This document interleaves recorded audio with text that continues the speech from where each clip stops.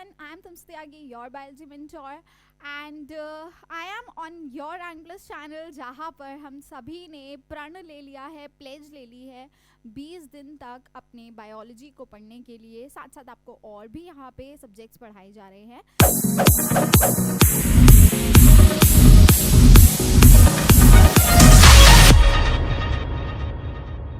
लेकिन यहाँ पर स्पेसिफिकली अगर मैं अपनी बात करूँ तो मैं आपको बायोलॉजी पढ़ाऊँगी। I will be taking most of the botany chapters and some of the chapters will be taken by Meetu ma'am. So ऐसे हम दोनों ने आपस में पूरे जो आपका सिलेबस है उसको डिवाइड कर लिया है ताकि आपको जोलॉजी के साथ साथ बॉटनी के चैप्टर्स भी सेम डे मिलते रहे और 20 दिन तक आपकी जो ये रिवीजन स्ट्रैटेजी है वो आपकी कंप्लीट हो सके बॉटनी और जोलॉजी के साथ। Okay So I will be starting with sexual reproduction in flowering plants. This chapter seems to be very difficult for some of the students, but when we'll be doing it here on our platform, तो आपके जितने भी doubts हैं, जितने भी problems हैं, I really hope वो सारी clear हो सके मेरे साथ। चलिए तो शुरू करते हैं। Let's get into the video now. So एक और चीज़, अगर आप लोग मुझे पहली बार देख रहे हो तो मेरा नाम है तमसा त्यागी और मैं आप सभी की बायोलॉजी मेंटोर हूँ। मैंने मास्टर्स किया है बायोकेमिस्ट्री में। मैंने हज़ारों बच्चों को ऑनलाइन प्लेटफॉर्म पे भी पढ़ाया है और ऑफलाइन भी पढ़ाया है। और बच्चों साथ में अगर मैं बात करूँ कि मेरा जो एक्सपीरियंस है वो 5 साल से ऊपर का एक्सपीरियंस हो चुका है।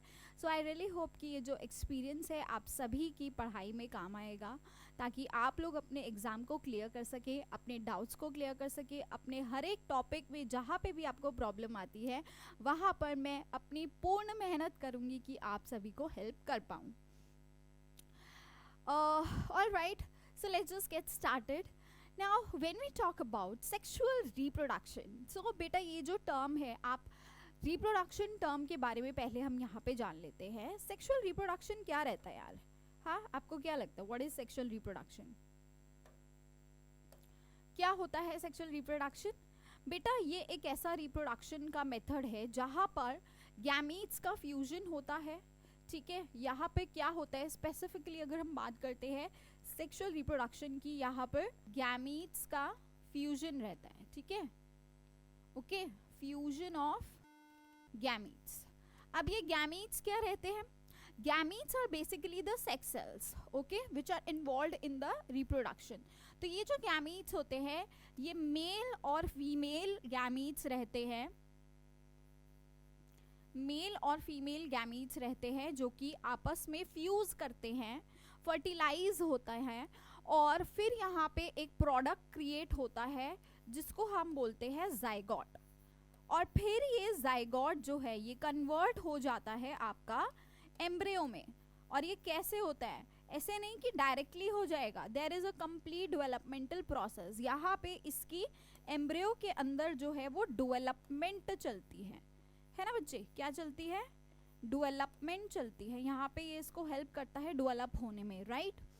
सो सेक्सुअल रिप्रोडक्शन एक ऐसा मेथड रहेगा जहाँ पर डेफिनेटली आपके गैमीट्स की प्रोडक्शन होगी ही होगी, फर्स्ट थिंग, ठीक है, और साथ में उनका फ्यूजन होगा। The main thing is that यहाँ पे आपका फ्यूजन रहता है, दोनों आपस में मिलते हैं तब ये एक प्रोजेनी क्रिएट होती है, that is the zygote. Alright, is it clear till here? Right. So mainly अगर हम यहाँ पे सेक्सुअल रिप्रोडक्शन के अंदर इवेंट्स की बात करें तो बच्चे जो इवेंट्स रहते हैं वो क्या रहते हैं? वो रहेंगे आपके, पहला रहता है प्री फर्टिलाइजेशन। ठीक है, यहाँ पे जो पहली चीज होगी वो क्या होगी? Pre fertilization. दूसरी चीज यहाँ पे क्या होती है? फर्टिलाइजेशन। किसी भी सेक्सुअल रिप्रोडक्शन में, चाहे बेटा वो एनिमल्स में हो या प्लांट्स में हो या किसी भी ऑर्गेनिज्म के अंदर, जब भी सेक्सुअल रिप्रोडक्शन होती है तो ये 3 वहां पर इवेंट्स होते ही होते हैं। ठीक है, आपका रहेगा प्री फर्टिलाइजेशन, नाम से ही पता चल रहा है बेटा जी, प्री मतलब पहले, है ना? तो फर्टिलाइजेशन प्रोसेस में क्या रहता है, बहुत ही नॉर्मल सी टर्म है, आप लोगों ने बहुत पहले से पढ़ा है। अच्छा, ये सारी बेसिक चीज़ें अगर आपको चैप्टर 1 पहले जब पढ़ाया जाता था पुरानी एनसीईआरटी में, तो वहाँ पे ये सब क्लियर हो जाती थी, लेकिन आप लोग वो हटाया इसलिए गया बेसिकली क्योंकि वो बेसिक चीज़ें आप लोग 9th-10th में वो अच्छे से पढ़ के आए होते हो, ठीक है। कुछ टर्म्स अगर आपको क्लियर नहीं है तो I will be telling you in between, right. So fertilization एक सिंपल प्रोसेस रहता है जहाँ पे मेल और फीमेल गैमीट्स का फ्यूजन होता है, इसी को फर्टिलाइजेशन बोलते हैं, ठीक है। यही इस प्रोसेस को फर्टिलाइजेशन कहा जाता है। अब बेटा जी ये जो फर्टिलाइजेशन है, ठीक है, इस फर्टिलाइजेशन के होने से पहले कुछ इवेंट्स होंगे, राइट, तभी फर्टिलाइजेशन होगा। दिमाग लगाओ यार, सिंपल सी चीज़ है कि हमने बोला फ्यूजन हो रहा है, अब ये मेल और फीमेल गैमेट पहले बनेंगे तभी तो फ्यूजन होगा, तो वही आपका प्री फर्टिलाइजेशन इवेंट्स हो जाते हैं। तो प्री फर्टिलाइजेशन में सिंपली क्या हो रहा है, गैमीट का फॉर्मेशन। क्या हो रहा है बेटा जी यहाँ पे, एक तो होता है गैमीट का फॉर्मेशन, ओके, यहाँ पे एक चीज हो रही है गैमीट का फॉर्मेशन, और दूसरी चीज क्या हो रही है, एक बार जब गैमीट्स बन जाते हैं, मेल और गैमीट्स बनने के बाद उन दोनों को आपस में एक दूसरे के पास लाया जाएगा तभी तो फ्यूज होंगे। अब एक कोने पे बैठा है, एक दूसरे कोने पे बैठा है, तो फ्यूजन नहीं हो सकता ना, यस और नो, ठीक है। तो उसके लिए एक को दूसरे के पास चलकर आना ही पड़ेगा तभी फ्यूजन होगा, यस और नो। तो इसीलिए यहाँ पर एक और प्रोसेस इन्वॉल्व होता है, गैमीट का ट्रांसफर, ठीक है। यहाँ पर क्या होता है, गैमीट का ट्रांसफर, राइट। फिर उसके बाद जब गैमीट दोनों आपस में एक दूसरे के पास पहुंच जाते हैं तब उनका फ्यूजन होता है, इसी को हम फर्टिलाइजेशन कहते हैं। The third event that happens in the sexual reproduction is post fertilization event, यानी कि फर्टिलाइजेशन होने के बाद वाले इवेंट्स। तो सिंपली जैसे कि आप देख सकते हो, जब फर्टिलाइजेशन हुआ तो मैंने क्या कहा, यहाँ पे जाइगोट बना, तो यही जाइगोट का formation is a part of post fertilization. और फिर उसके बाद इस जाइगोट से क्या बन जाता है, एम्ब्रियो। इस जाइगोट से क्या बन जाता है, embryo, by a complete developmental process. ये पूरा एक प्रोसेस रहता है और इस प्रोसेस को हम क्या कहते हैं, एम्ब्रियोजेनी। बात यहाँ पे सबको आ गई समझ में, ठीक है, clear. So this is an overall gist of sexual reproduction, that what exactly happens inside the sexual reproduction. तो सेम चीज आपके हर तरह के एनिमल्स में होगी, चाहे वो आपके प्लांट्स हो, चाहे वो स्मॉलर ऑर्गेनिजम्स हो, चाहे कोई भी हो, जहाँ पर भी सेक्सुअल रिप्रोडक्शन होगा तो मोटा मोटा यही 3 इवेंट्स वहाँ पर देखने को मिलेंगे। ये बात सबको क्लियर है, यहाँ तक सबको बात क्लियर हो गई, यस और नो। अब देखो बच्चे, प्लांट्स की अगर हम बात करते हैं तो वहाँ पर, ठीक है, वहाँ पर आपके जो सेक्सुअल रिप्रोडक्शन है वो कहाँ देखने को मिलता है, ठीक है। अगर हम ह्यूमन बींग्स की बात करते हैं तो ह्यूमन बींग्स के अंदर रिप्रोडक्टिव ऑर्गन्स रहते हैं, यस और नो, वहीं पर रिप्रोडक्शन देखने को मिलता है। But when we talk about the plants, तो प्लांट्स के अंदर रिप्रोडक्शन कहाँ देखने को मिलता है, so there we specifically have a site of reproduction. Site of reproduction, where is it, that is your flower. Flower के अंदर हम आपकी रिप्रोडक्शन देखते हैं। When we talk about the flower, so there are different parts inside the flower, all right।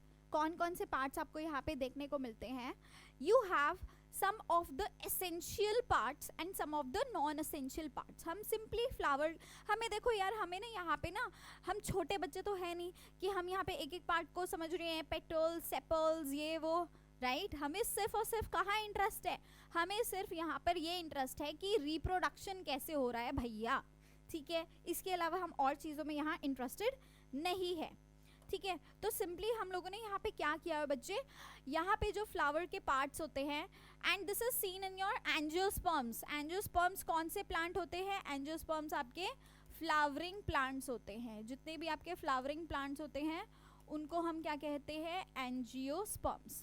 Now the parts of flower are divided on the basis of their involvement in the reproduction, ठीक है, कि वो reproduction में participate कर रहे हैं या नहीं कर रहे हैं। तो उसके बेसिस पे फ्लावर के पार्ट्स 2 तरह से डिवाइडेड रहते हैं। एक होता है आपका एसेंशियल ऑर्गन्स, ठीक है। एक आपका रहेगा एसेंशियल ऑर्गन्स और दूसरा आपका रहेगा नॉन एसेंशियल ऑर्गन्स, ठीक है।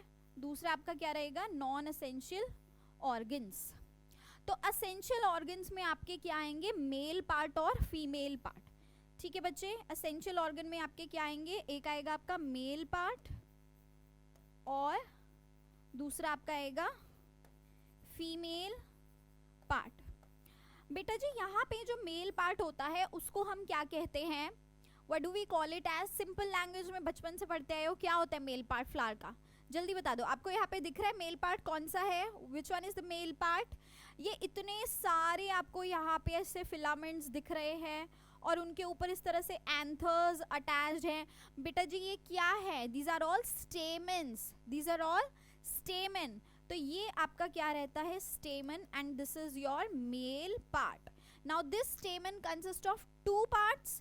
ये स्टेमन के फर्दर 2 पार्ट्स रहते हैं। ये लंबी सी स्टॉक है यहाँ पे जिसको हम क्या कहते हैं, फिलामेंट। ये लंबी सी जो स्टॉक रहती है इसको हम क्या कहते हैं, filament.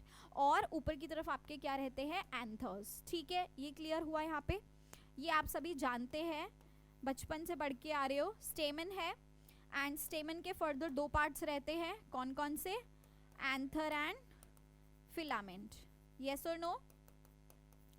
And similarly if I talk about your female part, तो फीमेल पार्ट को हम बोलते हैं क्या, फीमेल पार्ट को हम क्या कहते हैं, पिस्टल या कार्पल, ठीक है।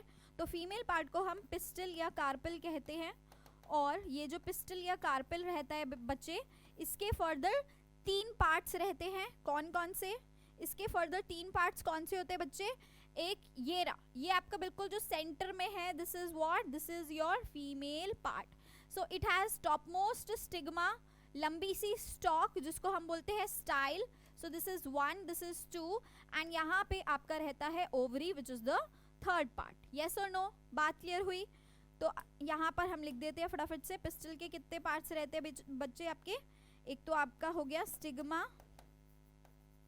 then you have style and then you have ovary,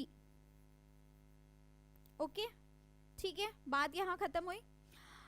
अब बच्चों देखो एक और चीज मैं आपको यहाँ पे बता देती हूँ कि जो आपके यहाँ मेल पार्ट को हम अगर बायोलॉजिकल लैंग्वेज में बोले तो यहाँ पे एक टर्म दी जाती है, हम इसको बोलते हैं एंड्रोशियम।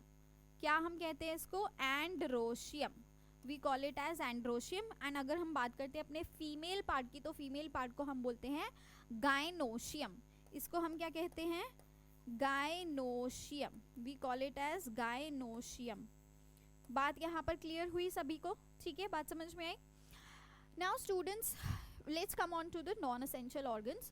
तो अब आपके जो बचे कुछ पार्ट्स बच जाते हैं फ्लावर के अंदर, वो कौन से दिखते हैं, एक तो आपको ये सेपल्स दिखती है, छोटी छोटी ग्रीन लीफी, है ना, जो आपके फ्लावर को बड स्टेज में प्रोटेक्ट करके रखती है, ठीक है। तो नॉन एसेंशियल में आ गए आपके, सबसे पहले आ गया सेपल, और सेपल का काम क्या होता है, it protects the flower at the bud stage. उसको नोट कर लो बेटा, यहाँ पर अब मेरे पास स्पेस खत्म हो गई है, ठीक है। एंड पेटल्स की अगर हम बात करें तो पेटल्स का क्या काम रहता है, पेटल्स बच्चे आपके क्या करते हैं, सिंपली ये बहुत सुंदर सुंदर कलरफुल होते हैं, खुशबूदार होते हैं, और जब आपके इंसेक्ट्स को अट्रैक्ट करना होता है तो यही फीचर्स काम आते हैं फूल के, है ना, जब एनिमल्स को अट्रैक्ट करते हैं पॉलिनेशन के लिए। बिना पॉलिनेशन के तो देखो रिप्रोडक्शन ही नहीं होगा, ना आएंगे इंसेक्ट्स, ना होगा पॉलिनेशन, ना होगा ट्रांसफर ऑफ द पॉलेंस, ना मेल गैमीट फीमेल गैमीट तक पहुंचेंगे, तो कुछ भी नहीं होगा, ठीक है, समझ गए।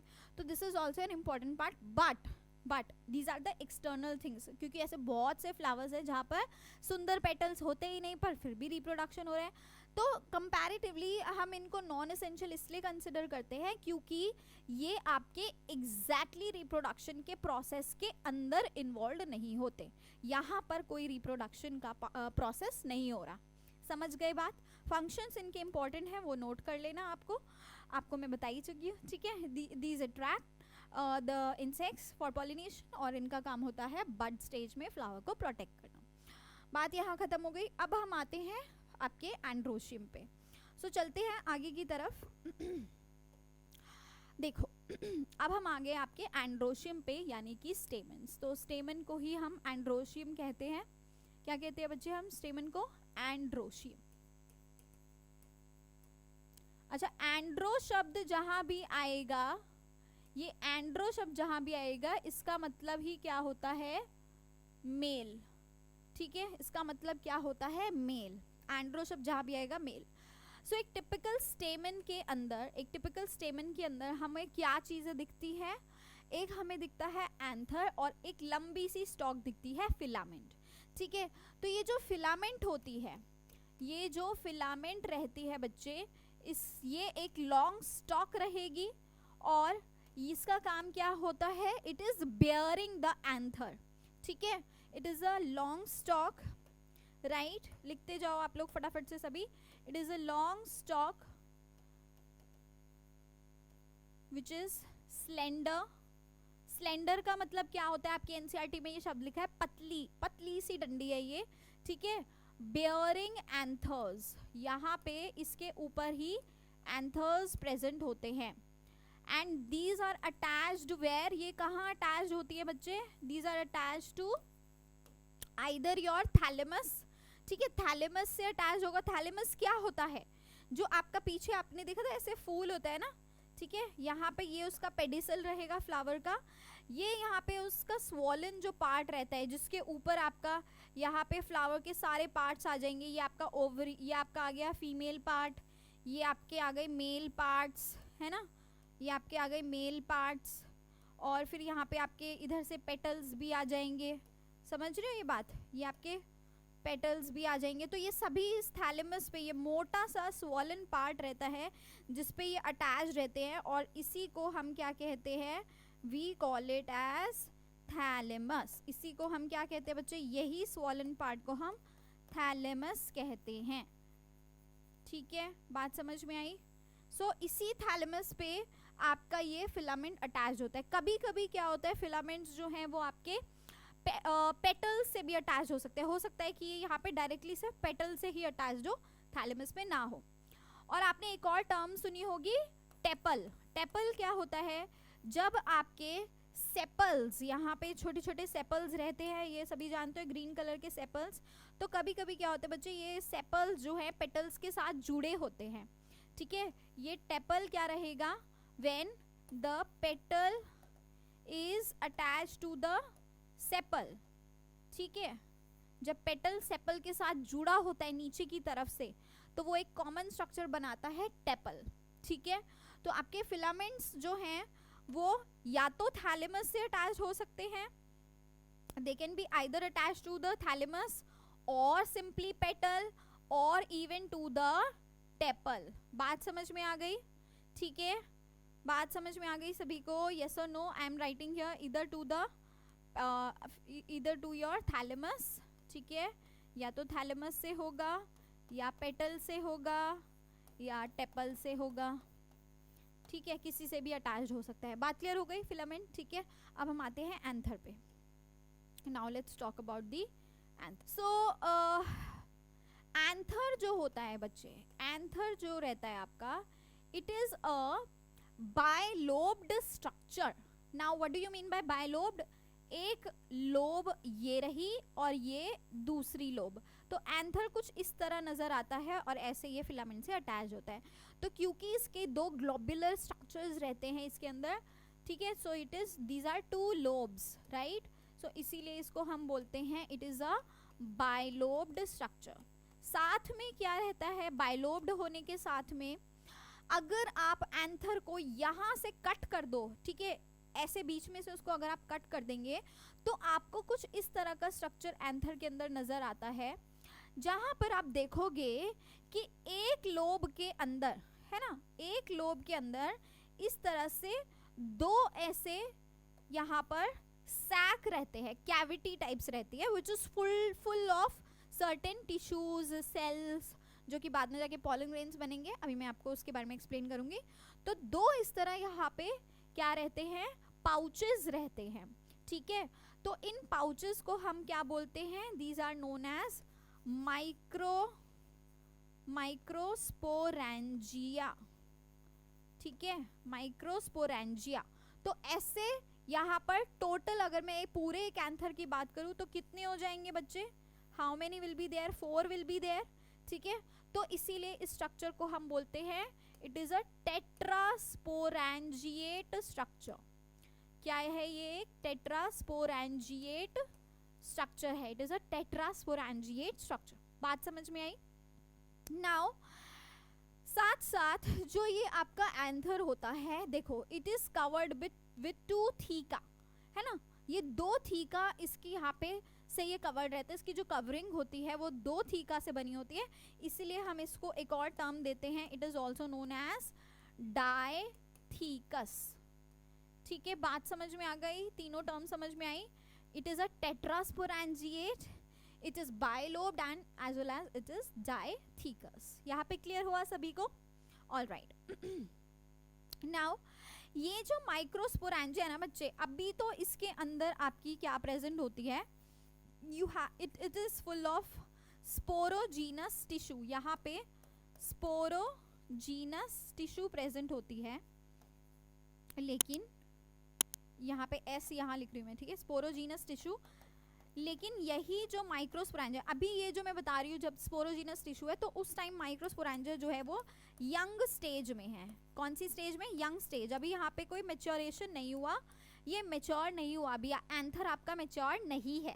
बट जैसे जैसे एंथर के अंदर सर्टेन प्रोसेसेस चलेंगे, एंथर मेच्योर होगा, तो यही माइक्रोस्पोरेंजिया किस में कन्वर्ट हो जाता है, ये आपके कन्वर्ट हो जाता है पॉलन सैक में, ठीक है। व्हेन एंथर इज यंग, जब एंथर यंग स्टेज में आ जाएगा। बात समझ में आई। तो इसका मतलब इन्हीं स्पोरोजीनस टिश्यू के अंदर कुछ ऐसा प्रोसेस चला है ना, जो धीरे धीरे बाद में जाके पॉलन ग्रेन्स के अंदर कन्वर्ट हो जाएंगे। क्योंकि पॉलन सैक का मतलब क्या है, पॉलन सैक का मतलब है एक ऐसा थैला, ऐसा सैक, ये देखो ये पॉलन सैक्स, राइट।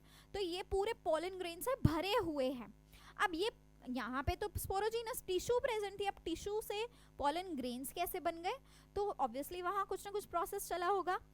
तो बेटा यही हमें समझना है कि पॉलन ग्रेन्स का फॉर्मेशन कैसे हुआ, ठीक है, इसी को हम आगे एक्सप्लेन करेंगे। सो पॉलन ग्रेन्स के लिए एक और टर्म यूज किया जाता है, we also call them as microspores. जो आपके पॉलन ग्रेन्स होते हैं उनको हम माइक्रोस्पोर्स भी कहते हैं, और इसी की फॉर्मेशन को हम आगे पढ़ेंगे, माइक्रोस्पोर्स की ही फॉर्मेशन को पढ़ेंगे, और इसी प्रोसेस को हम माइक्रोस्पोरोजेनेसिस बोलते हैं। So we will be studying about it. यहाँ तक सभी को क्लियर हो गया, एंथर सिंपली क्या है, बाइलोब्ड है, डायथीकस है, एंड साथ में टेट्रास्पोरेंजिएट है। ये आपकी आ गई यहाँ पे स्पोरोजीनस टिश्यू, ठीक है, ये सारी आपकी यहाँ पे स्पोरोजीनस टिश्यू है अंदर की तरफ, ये पूरा स्पोरोजीनस टिश्यू है। बात क्लियर हुई सभी को, यस और नो, ठीक है। अब देखो एंथर की बेटा जी, एंथर की जो होती है ना, 4 वॉल्स से कवरिंग होते हैं, यानी कि ये जो आपके बीच में यहाँ पे माइक्रोस्पोरेंजिया प्रेजेंट है, तो इसके अराउंड यहाँ पे आपको 4 लेयर्स देखने को मिलती है जो इसको कवर करके रखता है। जब तक एंथर का बर्स्टिंग नहीं होती, उसका डेहिसेंस हम शब्द यूज करते हैं जिस टाइम पे एंथर जो है वो फटना शुरू हो जाता है, और जब पॉलन ग्रेन्स वहाँ पूरी तरह फॉर्म हो जाते हैं, मेच्योर हो जाते हैं, तो पॉलन ग्रेन्स को बाहर निकलना है। आपने देखा ना पॉलन ग्रेन्स ऐसे झड़े हुए होते हैं फूलों के ऊपर, यस और नो।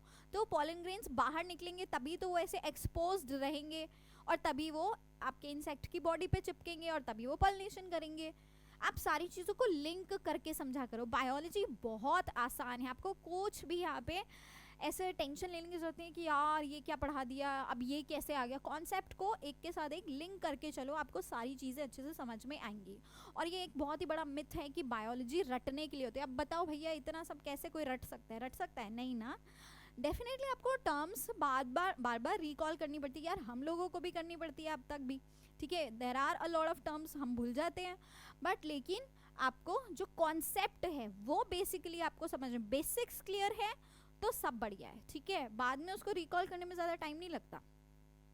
तो ये जो स्पोरोजीनस टिश्यू है इसके अराउंड 4 लेयर्स है। अब हम इन चारों लेयर्स की बात कर लेते हैं। तो जो सबसे पहली लेयर यहाँ पे बच्चे आती है वो आपकी रहेगी कौन सी, the outer one is your epidermis, ठीक है बेटा जी। जो एपिडर्मिस होती है ना, ये बिल्कुल जो बाहर वाली लेयर आप देख रहे हो, दिस इज योर एपिडर्मिस, ये देख लो, ये दिख रही है, this is your epidermis, this is the first layer. And ये जो एपिडर्मिस होती है ये आपकी बिल्कुल पतले पतले सेल्स, कौन से होते हैं पतले पतले सेल्स, कौन से होते हैं जल्दी बता दो, स्क्वामस, ठीक है, स्क्वामस सेल्स से ये बनी होती है, this is made up of squamous cells, right. And this is performing the function of protection. Epidermis का सिंपल सा इतना काम है कि इसने क्या किया हुआ है, एंथर को कवर करके रखा है, ठीक है। सो ये सिंपली क्या कर रही है, आपके प्रोटेक्शन का यहाँ पे काम करते हैं, it is only helping in the protection.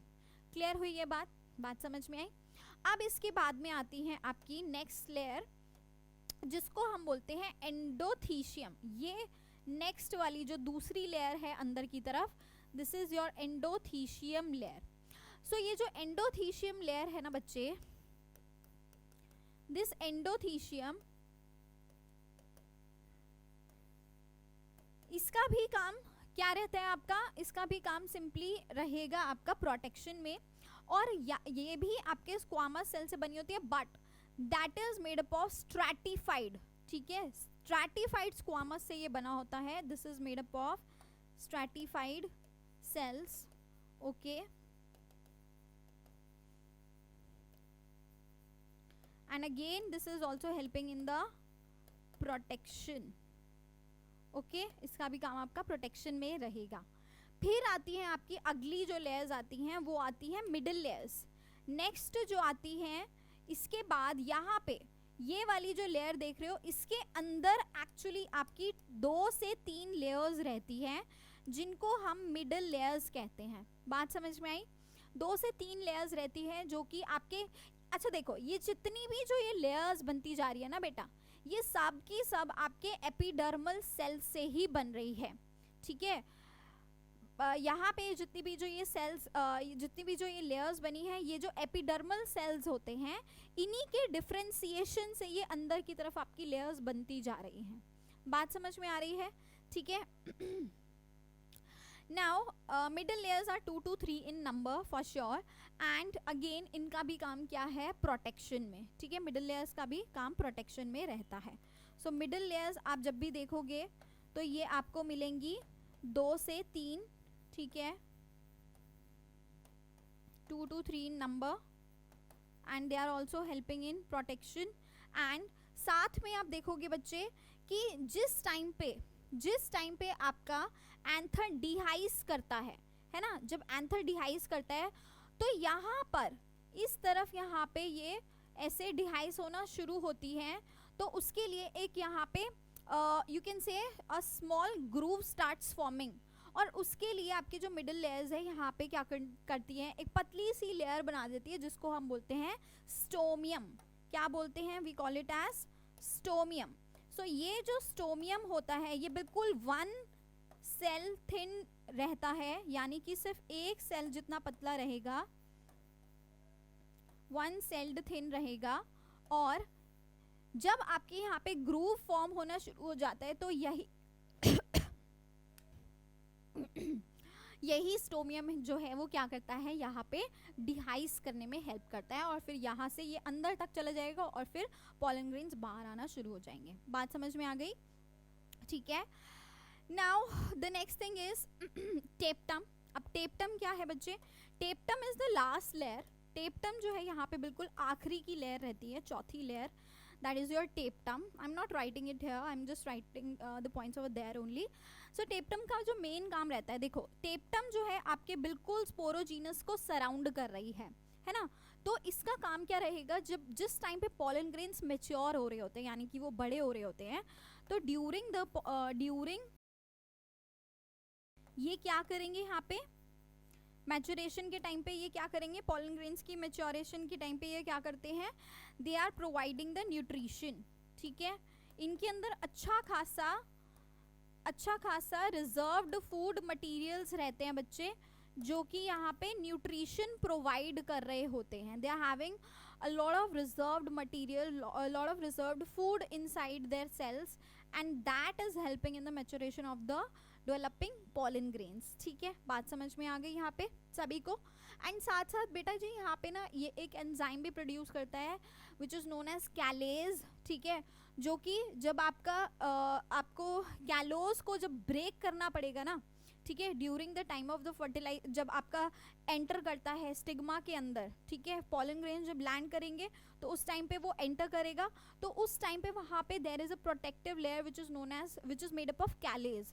तो उसको ब्रेक करने के लिए भी यहाँ पर tapetum is helping by producing an enzyme known as callase. So it also produce the enzyme callase. तो इसका ये फंक्शन भी रहता है. ठीक है, बट जो मेन इसका काम है, जो आपको इनसे ये सारी चीज़ें मैं आपको डेफिनेटली पढ़ाऊंगी, but when we will be studying about the NEET. ठीक है, अभी मैं बहुत डिटेल में नहीं घुसना चाह रही, क्योंकि अगर हम जाएंगे तो फिर then the lecture will be very long, and आपका जो बेसिक यहाँ पे क्लास 12 बोर्ड एग्जाम की जो रिवीजन है वो आप उसमें भटक जाओगे. तो अभी सिर्फ आप एनसीईआरटी अपने सामने खोल के बैठो and focus simply here on the NCERT part. तो हम सिर्फ अभी इन लेक्चर्स में सिर्फ एनसीईआरटी पे फोकस करेंगे. जब आप नीट वाले चैनल पे आओगे, नीट की तैयारी करोगे हमारे साथ, तो वहाँ पे हम आपको डिटेल में सारी चीज़ों को थ्योरी आपके साथ शेयर करेंगे. यहाँ तक सबको clear? Now let's move on to the. Okay, so these are the layers. You can again have an enlarge view. यहाँ पे आप एक बार देख सकते हो. सो इस तरह से ये जो बाहर वाली लेयर रहती है इस तरह से जो ये बाहर वाली लेयर रहती है उसको हम क्या कहते हैं? एपिडर्मिस कहते हैं. ठीक है, and the second one is endothecium. then you have 2-3 middle layers. then you have, अच्छा यहाँ पे बाहर टेप्टम के बाद आपका यहाँ क्या शुरू हो गया? this is your sporogenous tissue. ये आपका स्पोरोजीनस टिश्यू स्टार्ट हो जाता है. अब बेटा जी इसी स्पोरोजीनस टिश्यू के अंदर है ना, इसी स्पोरोजीनस टिश्यू के अंदर क्या हो रहा है? There is the presence of your cells here. यहाँ पर ये जो सेल्स आपको दिख रहे हैं इंडिविजुअली, एक एक जो सेल है इन टिश्यू, देखो बच्चे tissues are made up of cells, बचपन से पढ़ते आ रहे हो. तो ये टिश्यू किससे बने होते हैं? ये स्पोरोजीनस सेल से बने हैं, जिनको हम, क्योंकि ये आपके पॉलन ग्रेन्स बनाने वाले हैं या माइक्रोस्पोर्स बनाने वाले हैं, तो इसलिए हम इनको माइक्रोस्पोर मदर सेल भी कहते हैं. क्या बोलते हैं? Microspore mother cell. So we also call it as microspore mother cell. All right. Now these microspore mother cell, or we also call them as pollen mother cell. लिख लो ये सारी चीज़ें. pollen mother cell भी बोलते हैं. तो ये जो आपके जो cells रहते हैं बच्चे, चाहे माइक्रोस्पोर मदर सेल है या जो पॉलन मदर सेल है, they are further going to do what? They are further going to divide by the process of meiosis. यहाँ पर हमें meiosis देखने को मिलता है, और इसी मियोसिस के प्रोसेस से यहाँ पे आपके पॉलन ग्रेन्स फॉर्म होते हैं. इसी मियोसिस के प्रोसेस से आपके क्या होते हैं? Pollen grains are formed. Alright, pollen grains are formed. बात समझ में आ गई सभी को? पॉलन ग्रेन्स बनते हैं, एंड यही पॉलन ग्रेन्स जो हैं these are for the going to do the process of reproduction. ठीक है, ऑलराइट, बात क्लियर हो गई. अच्छा, एक और चीज़ बेटा जी, कई बच्चे बड़े कन्फ्यूजन में रहते हैं कि मैम क्या पॉलन ग्रेन्स ही मेल गैमीट्स होते हैं? हाँ, येस और नो? सो यहाँ पे इस डाउट को क्लियर कर देते हैं बच्चे. जो पॉलन ग्रेन्स होते हैं these are not your male gametes. We will not call them as male gametes because अभी ये मेल गैमीट नहीं है. ठीक है, these are not male gametes, बल्कि ये क्या है? This is a male gametophyte. Gametophyte का क्या मतलब होता है? देखो, फाइट शब्द जहां भी आता है, ये जो फाइट शब्द जहां भी आएगा इसका मतलब होता है बेयरिंग, यानी कि ये पॉलन ग्रेन कैरी कर रहा है, बेयर कर रहा है. किसको? मेल गैमीट्स को. तो अभी पॉलन ग्रेन्स जो है वो डायरेक्टली गैमीट्स नहीं है, वो डायरेक्टली जाके नहीं फ्यूज करेगा, बल्कि इसके अंदर अभी गैमीट्स हैं, प्रोड्यूस होंगे, और वो गैमीट्स जाके क्या करेंगे? आपके फ्यूजन करेंगे. बात यहाँ पर सबको क्लियर हो गई?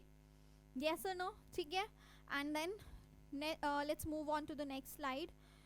Next thing, that is your the process by how your microspore mother cell or the pollen mother cell is going under the process of meiosis and producing your pollen grains. यानी कि जो आपके sporogenous tissue के अंदर जो microspore mother cells थे या जिसको हम pollen मदर सेल बोलते हैं, उनके अंदर हम मियोसिस देखेंगे.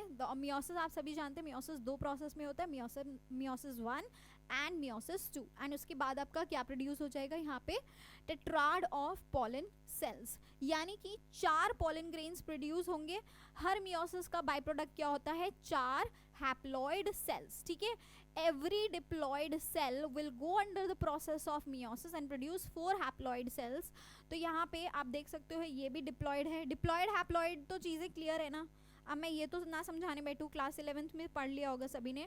डिप्लॉइड के अंदर आपके क्या रहते हैं, 2n number of your genetic material, or we can say the number of the chromosomes are twice. Okay, that is found in your haploid cells. So haploid के अंदर आपका number of chromosomes n रहता है. ठीक है, so tetrad का मतलब है यहाँ पे आपके 4 सेल्स प्रोड्यूस हो गए, 1 2 3 4. तो अभी ये टेट्राड क्यों, क्योंकि ये सारे ना जॉइंट, ये जितने भी आपके जो पॉलन ग्रेन्स यहाँ प्रोड्यूस होते हैं ये जॉइंट प्रोड्यूस हुए हैं, यानी एक साथ प्रोड्यूस हुए हैं.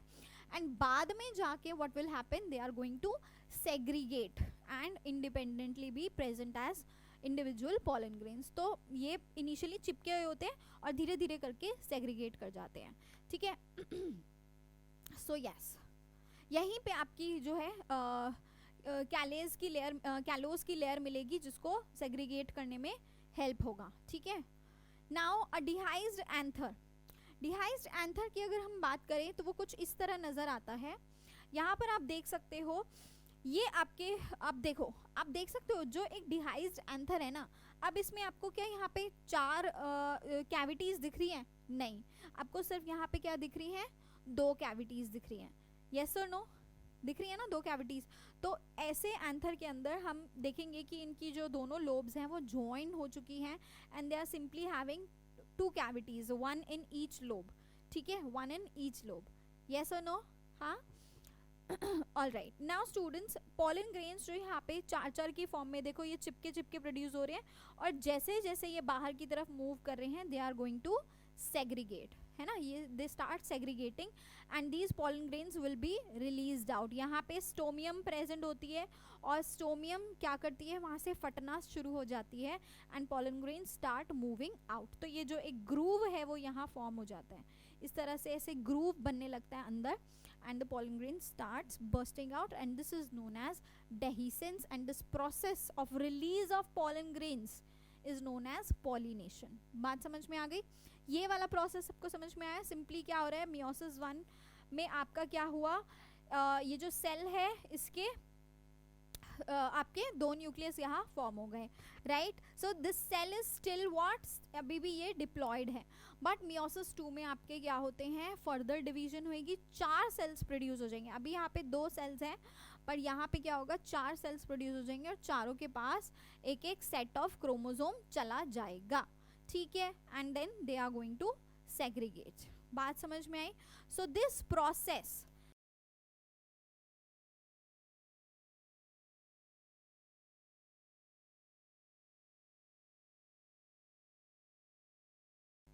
समझ में आ गया सभी को ये प्रोसेस. तो यहाँ पे सिंपली आपके माइक्रोस्पोर्स प्रोड्यूस हो रहे हैं इन पॉलन मदर सेल से या माइक्रोस्पोर मदर सेल से, और इसी प्रोसेस को हमने माइक्रोस्पोरोजेनेसिस कहा है.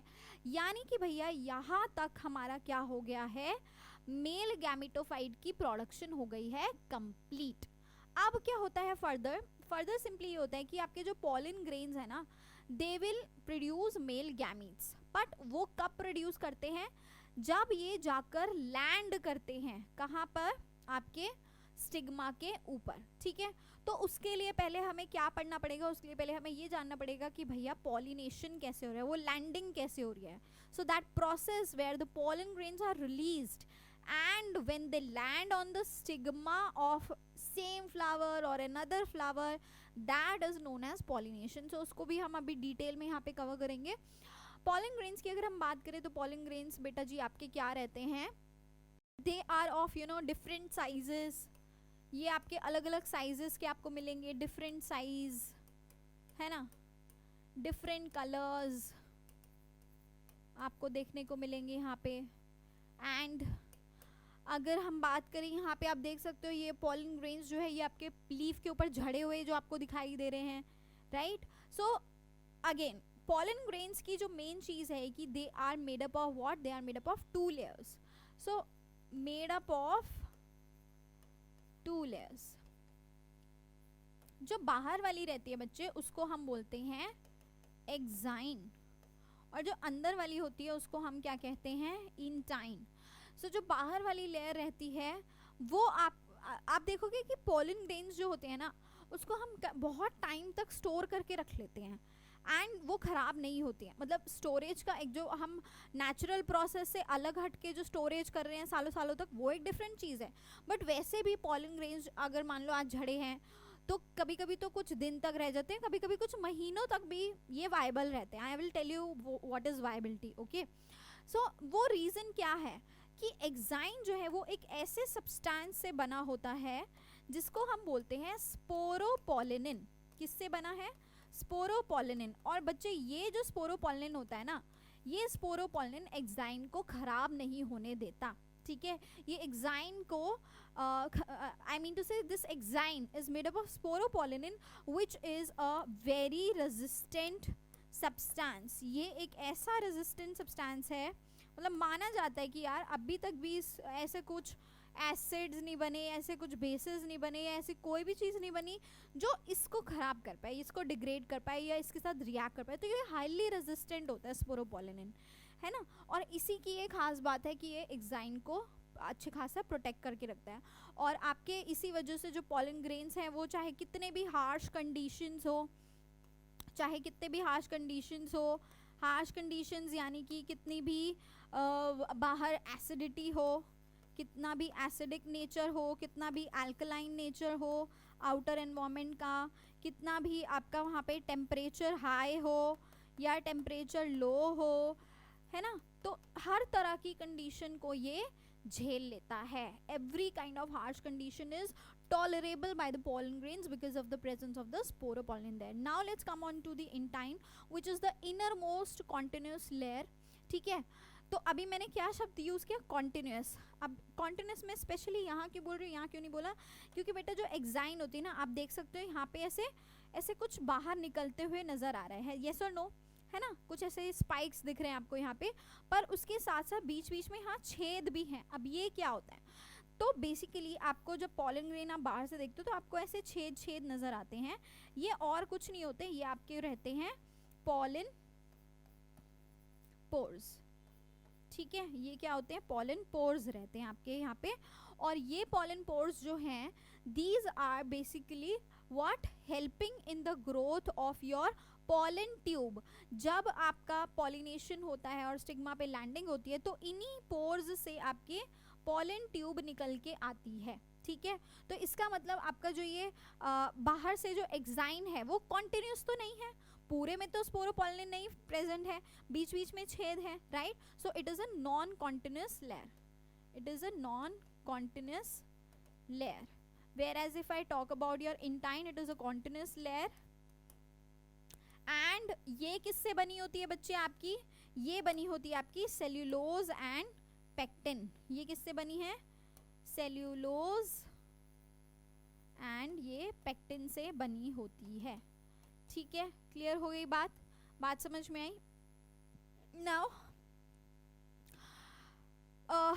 now the reason is why pollen pores are present because they have whenever the pollen grain is going to land on the stigma, ठीक है। इस तरह से आपका pollen grain है जब वो किसी भी स्टिग्मा के ऊपर आके गिरता है, ओवरी, राइट, ठीक है, आप समझ रहे हो ना।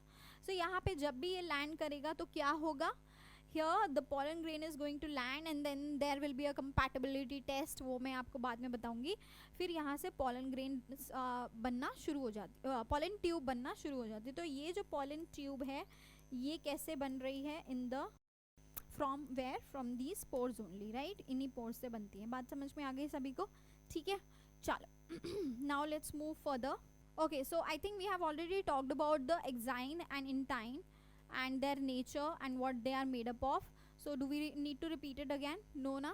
So all right, so here it ends and I have already told you कि किस तरह से एक्साइन एंड एंटाइन का कॉम्पोजिशन रहता है. एंड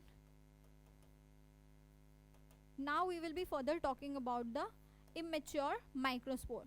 तो जो आपका एक immature microspore है, immature in the sense कि अभी क्या है, अभी वहाँ पे कुछ भी डेवलपमेंट होनी शुरू नहीं हुई है, वो एज इट इज़ अभी आपका फॉर्म होके आया है. कौन से प्रोसेस से? माइक्रोस्पोरोजेनेसिस, जो अभी हमने पढ़ा था, राइट. सो वहाँ पे सिंपली हमने क्या देखे थे, ये कैसे सेल्स होते हैं आपके, हैप्लॉइड सेल्स होते हैं. ठीक है, these are simply the haploid cells. So यहाँ पर आपके इन हैप्लॉइड सेल्स के अंदर सिंगल न्यूक्लियस रहेगा. यस और नो, राइट. अब क्या होता है, अब यहाँ पे फर्दर डेवलपमेंट होती है. ठीक है, here the further development happens and this cell, this single nucleated cell will now divide, it will undergo the process of mitosis. ठीक है, तो सिंपली यहाँ पे क्या हो रहा है आप देख सकते हो, the nucleus is divided, right. इस तरह से आपका न्यूक्लियस डिवाइड हो जाता है and there is a formation of two cells. यहाँ पे दो सेल्स की सिंपली फॉर्मेशन देखने को मिलती है. कौन कौन सी? एक आपका रहता है vegetative cell, which you can see this one is a larger cell as compared to the other one which is a generative cell and this is a smaller cell. तो इस तरह से आपके यहाँ पे ये दो सेल्स की फॉर्मेशन हो रही है, जिसमें से एक बड़े वाला वेजिटेटिव सेल है और छोटे वाला जनरेटिव सेल है. तो इनका काम क्या होता है? If I talk about the vegetative cell, so it is simply having the reserves of food, it is a reservoir of nutrients which is going to help in the development of your male gametes. अभी देखो generative cell divide करेगा और क्या करता है आपके यहाँ पे प्रोड्यूसेस द मेल गैमीट्स. ठीक है, ये मेल गैमीट्स को प्रोड्यूस करता है.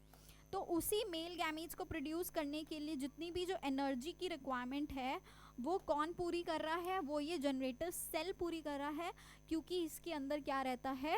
It is full of what? It is full of food. It is a food reservoir. All right. This is what? This is a typical diagram of a mature pollen grain. So जब आपके pollen grain release होते हैं वो इसी form में release होते हैं, but there is an exception. There is an exception and exceptions are always there in biology, right? So most 60% आप देखोगे कि इसी फॉर्म में फॉल होता है. That is your two cell stage. ठीक है, टू सेल स्टेज में ही आपका 60% of your pollens release, but sometime what happens, यहाँ पर further क्या हो जाता है? माइटोसिस हो जाता है and this cell becomes what? This cell becomes three celled stage. ठीक है, ये पहले ही डिवाइड कर जाता है और ये आपकी थ्री सेल्ड स्टेज बन जाती है pollen grain की, and 40% of the plants are releasing their pollen grains in the form of a three celled stage. ठीक है, ये एग्जैक्टली आपके एनसीईआरटी में भी बताया गया है. नाउ इसमें होता कुछ भी नहीं है, बस इसमें एक प्रोसेस थोड़ा पहले हो गया. अभी जनरेटिव सेल को वैसे भी डिवाइड करके दो न्यूक्लियस फॉर्म करने ही करने हैं. ठीक है, तो इसमें कुछ हाईफाई चीज़ नहीं है कि मैम ऐसा इसमें क्यों हो रहा है, ऐसे इसमें और इससे कुछ फ़र्क पड़ेगा. कुछ भी फ़र्क नहीं पड़ता बेटा. ये काम वैसे भी जनरेटिव सेल को जब वो स्टिग्मा के ऊपर लैंड करेगा तो वहाँ पे उसको अपने न्यूक्लियस को डिवाइड वैसे भी करना है. वो दो न्यूक्लियस अपने वहाँ पे डिवाइड करता है और मेल गैमीट्स को फॉर्म करता है. तो वही सेम स्टेप जो है यहाँ पे कुछ पॉलन ग्रेन्स के अंदर पहले ही स्टिग्मा पे लैंड होने से पहले, यानी during the release, they are already present in a three celled stage. बात यहाँ पे सबको क्लियर हो गई. आगे बढ़ते हैं और इस डायग्राम को जरा अब हम ध्यान से देखेंगे. Students just have all your eyes here. ठीक है, so simply what is happening, it is a development of a male gametophyte. I have already told you pollen grain is not a male gamete, it is a male gametophyte. So what is happening here, ये आपका एक pollen grain है which is single nucleated. ठीक है, single cell single nucleated. Now what happens, यहाँ पे division हुआ. हमने क्या देखा कि एक बड़ा सा यहाँ पे जनरेटिव सेल फॉर्म हुआ, एक छोटा सा स्पिंडल शेप्ड, इसको हम स्पिंडल शेप्ड बोलते हैं. स्पिंडल पता है ना? हाँ, तो कुछ इस तरह से इसका ये जो सेल है, and it is floating in the, we say that it floats in the cytoplasm of the generative cell. यानी ये जो जनरेटिव सेल है वो इतना बड़ा है, उसका साइटोप्लाज्म के अंदर कहीं पे ये छोटा सा जनरेटिव सेल तैर रहा है. आप देख सकते हो, it is floating, right, it is floating here. Next, अब देखो जो आपका जो जनरेटिव सेल का जो न्यूक्लियस होता है इसको एक नाम दिया गया। अभी यहाँ पे ये जो नामकरण है ये बहुत इंपॉर्टेंट है, प्लीज ध्यान से देखिएगा everyone. So the nucleus of generative cell is known as what बच्चे? Tube nucleus. क्या बोलेंगे इसको हम? ट्यूब न्यूक्लियस बोलेंगे, ठीक है, इसको हम बोलते हैं tube nucleus. And if we talk about the vegetative cell, तो वेजिटेटिव सेल के जो न्यूक्लियस होते हैं these are basically your male gametes, ठीक है। ये आपका जनरेटिव सेल था। डिड इट उल्टा? ओह माय गॉड, वेट, हाँ मैंने इसको उल्टा लिख दिया। ये इसका वेजिटेटिव सेल रहता है और ये जनरेटिव सेल रहता है, ठीक है। ये बड़ा वाला, I was talking about the bigger cell, the big cell here. Which one is that? That is your vegetative one, okay, and this is your generative cell. So generative cell, as I already told you, it is involved in the process of the male gametes, ठीक है, यही बताया था ना। तो अब यहाँ पे ये जो जनरेटिव सेल है इसका जो एक सिंगल न्यूक्लियस है, ठीक है, उसका माइटोसिस होता है और यहाँ पे एक न्यूक्लियस से, अभी तक यहाँ एक न्यूक्लियस था, इससे दो न्यूक्लियस फॉर्म हो जाएंगे, right, and these are known as what? You can see it here, and these are known as what? These are known as male cells, ठीक है, इनको हम क्या कहते हैं? male cells. So these are your male cells, or simply we also call them as male gametes. Clear हुई यहाँ पे सभी को बात? ठीक है, बात यहाँ सबको समझ में आई? Alright.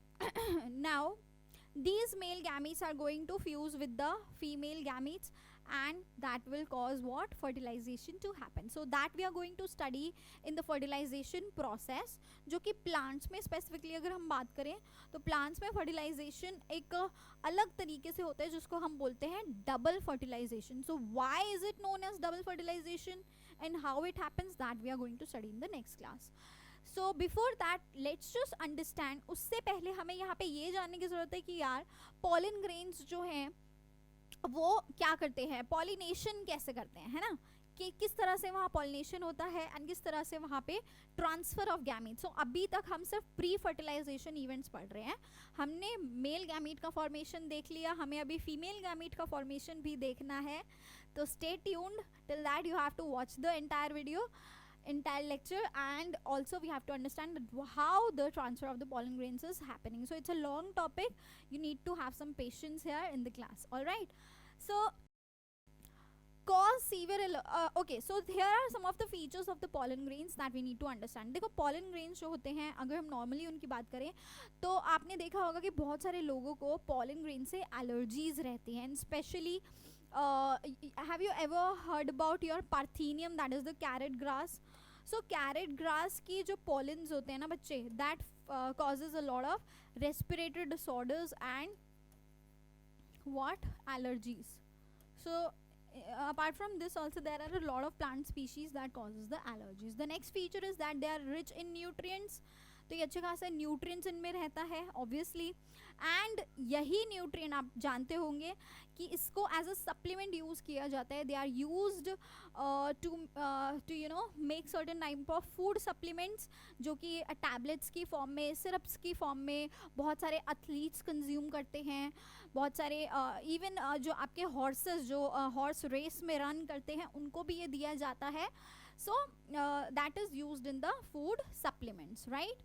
नाउ पॉलन ग्रेन्स की एक कैरेक्टरिस्टिक होती है जिसको हम बोलते हैं viability. Now what is that? देखो पॉलन ग्रेन्स जो होते हैं ऐसा नहीं है कि रिलीज होने के बाद आप चाहे उनको 5 साल 10 साल बाद भी अगर वो उड़ के जा रहे हैं तो they will cause the fertilization to happen. No, that is not possible because viability is basically what?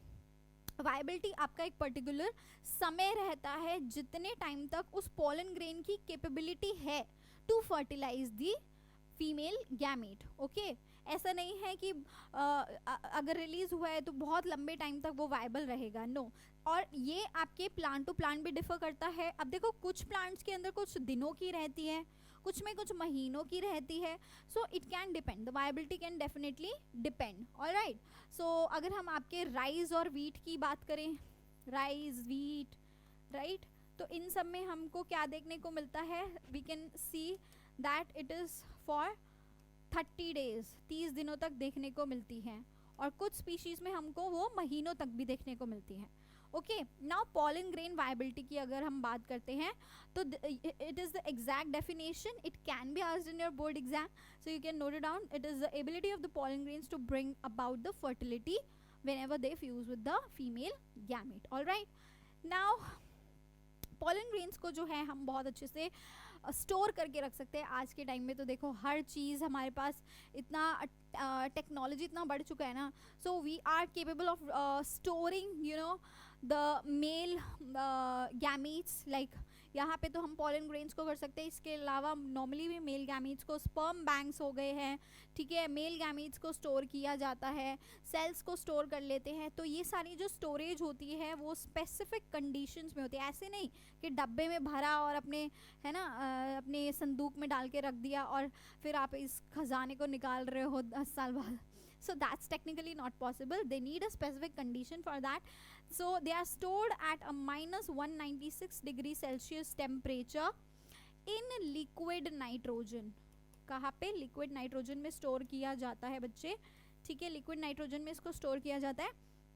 And this process और this technique is known as what? Cryopreservation. इसको हम क्या बोलते हैं? Cryopreservation. बात समझ में आ गई सभी को? यस और no? So all right, we are going to now study about the female part, that is the pistil, or we can also call it as gynoecium. Now students, आपके जो gynoecium है इसके अंदर हम अभी ऑलरेडी डिस्कस कर चुके हैं कि इसके अंदर 3 पार्ट्स रहते हैं आपके। We are having stigma, style and ovary here, ठीक है। तो आपका जो ये कार्पेल्स रहते हैं, कभी कभी आप इसको देखोगे कि this carpel is found either singly, या तो ये एक होता है, ठीक है, it can be found singly और it can be more many, right. So there is a term that we use for single carpel, we call it as unicarpellary और मल्टी कार्पिलरी, ठीक है।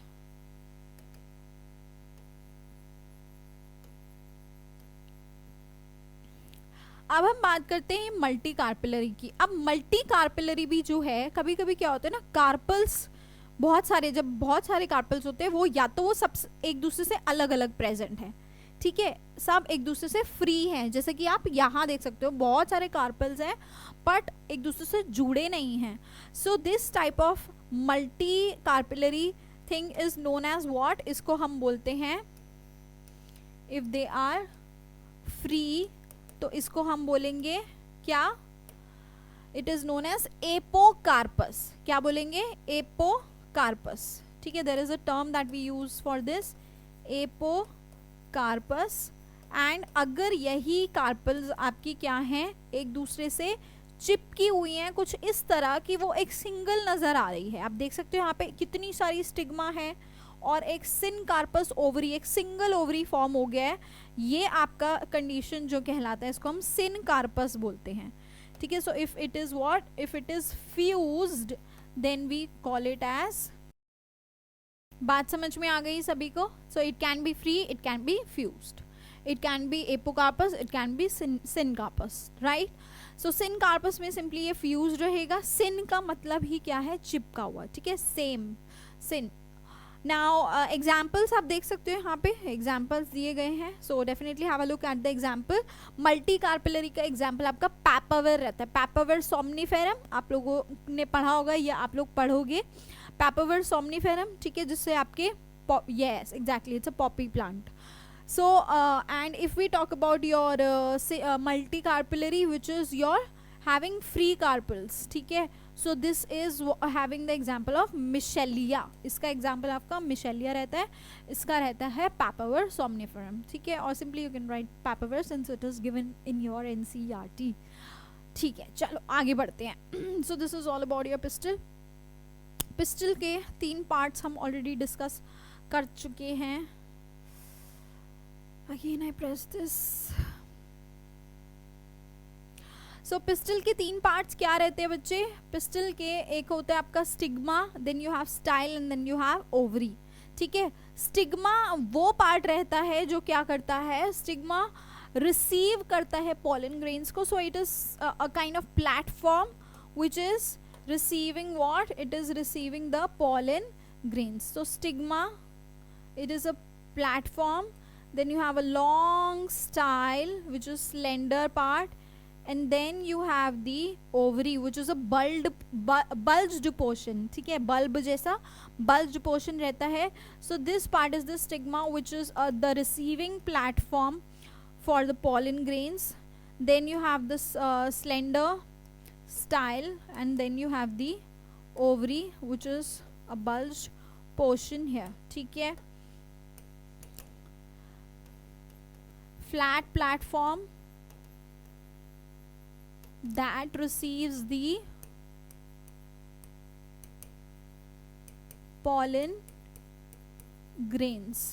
All right, this is what long, again it's a long slender tube providing the pathway for growth of what?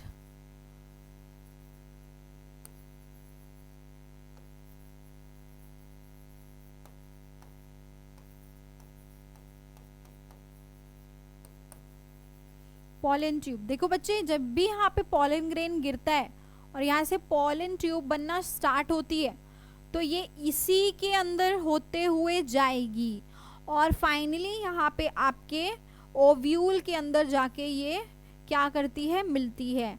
सो यानी कि stigma is style is what providing the pathway for the pollen tube to move, and it's basically connecting your stigma and ovary. So the last portion is the bulged part. This is the bulged portion containing your ovule. Containing what? Ovule बच्चे, ठीक है। अब यही ovule जो है future में seed बनता है, और ये जो ओवरी है ये फ्यूचर में क्या बनता है, फ्रूट बनता है।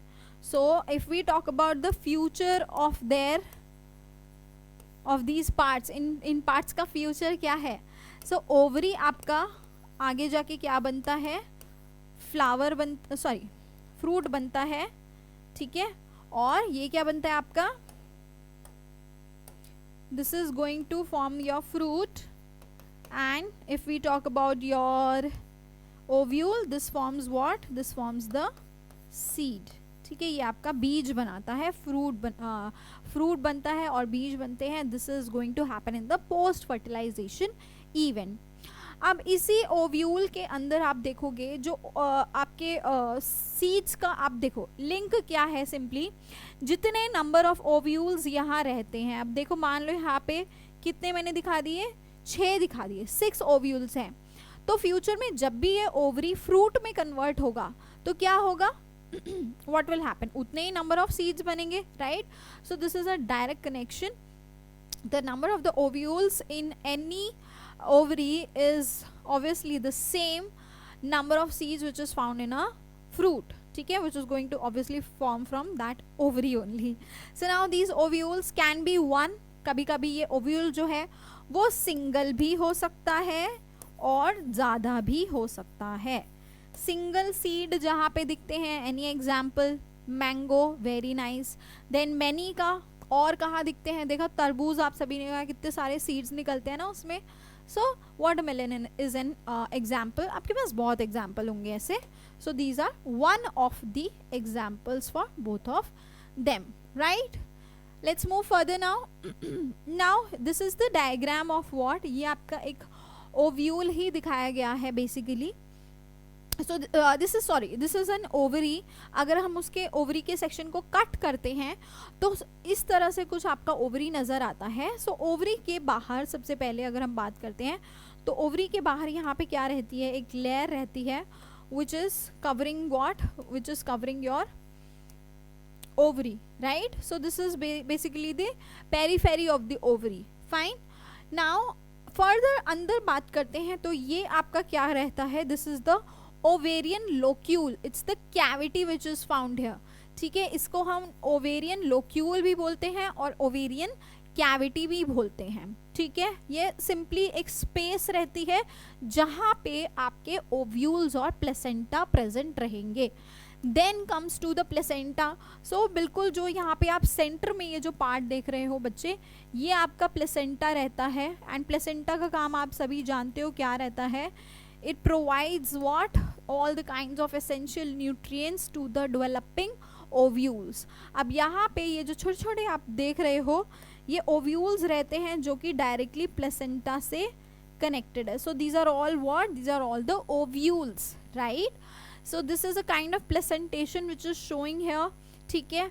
और ये जो ओव्यूल्स होते हैं बच्चे, ये जो फ्यूचर सीड होते हैं, ये प्लेसेंटा से कैसे कनेक्टेड होते हैं, with the help of a stalk which is known as a funicle, ठीक है।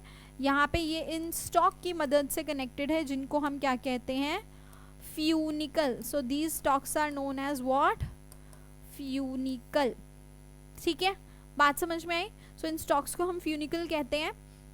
और now we will study about a single anatropous ovule. Anatropous ovule में बेसिकली क्या रहता है कि एनाट्रोपस ओव्यूल का जो स्ट्रक्चर है वहाँ पे दैट इज कुछ इस तरह, आपका जो ये प्लेसेंटा है attach with the funicle, right, and then you have an ovule. तो ओव्यूल जो है वो पूरा इस तरह से उल्टा घूमा होता है।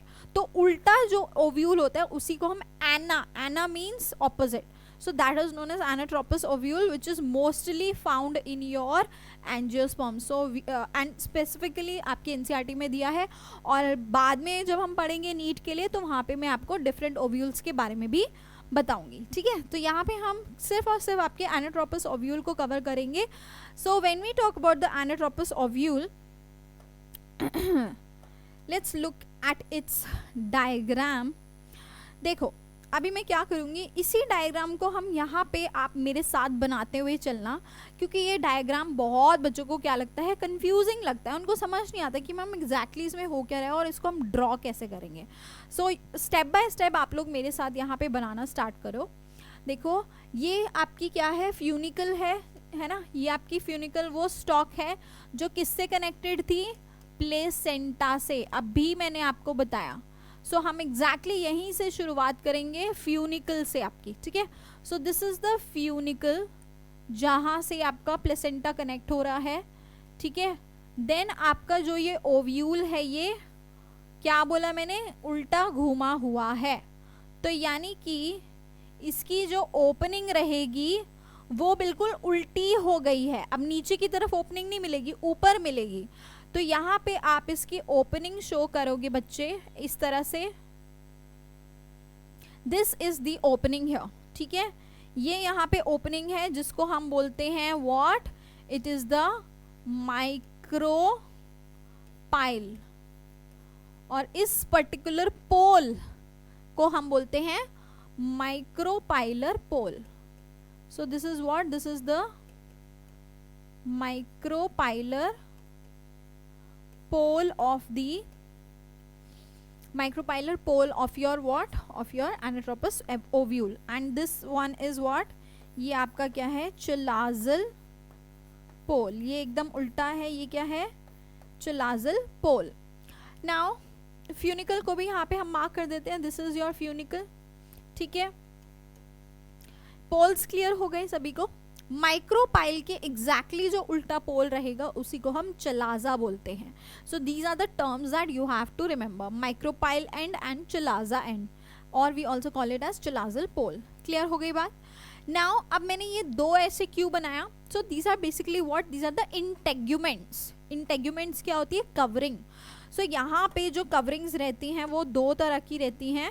एक होती है बाहर वाली जिसको हम आउटर इंटेग्यूमेंट कह रहे हैं, this one is your outer integument बच्चे, and this one is your inner integument, ठीक है। तो इस तरह से आपको यहाँ पे दो इंटेग्यूमेंट्स मिलती हैं, ठीक है। ये आपकी रहेगी कौन सी, आउटर इंटेग्यूमेंट, और ये आपकी क्या रहेगी, इनर इंटेगुमेंट। क्लियर हुई? एंड इंटेगुमेंट्स का काम सिंपली क्या है? प्रोटेक्शन, ठीक है, protection of the ovule, so their function is in the protection. Now keep writing the functions also side by side, okay, so they are helping in what? They are protecting the ovule. Clear हुई ये बात?